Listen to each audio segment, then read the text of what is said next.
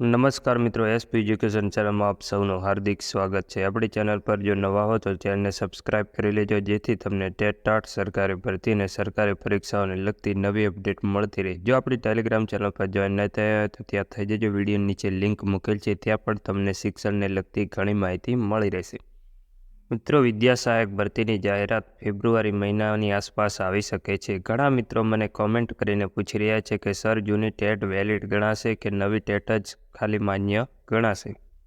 આના પહેલાં પણ મેં જણાવી ચૂક્યો છું અને હવે ફરીથી પણ જણાવું છું કે નવી શિક્ષણ પદ્ધતિ પ્રમાણે જ્યાં સુધી પરીક્ષા ન લેવાય ત્યાં સુધી જૂની ટેટ વેલિડ ગણાશે। કારણ કે જીઆરમાં સ્પષ્ટ લખવામાં આવ્યું હતું કે નવી શિક્ષણ પદ્ધતિ પ્રમાણે જ્યાં સુધી પરીક્ષા ના લેવાય ત્યાં સુધી ટેટનું માર્કશીટ વેલિડ ગણાશે।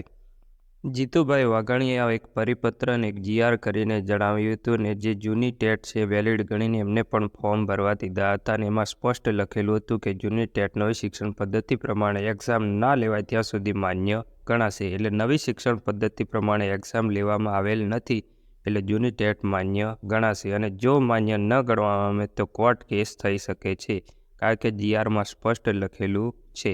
આજના વિડીયોમાં બસ આટલું, મળીશું નેક્સ્ટ વિડીયોમાં।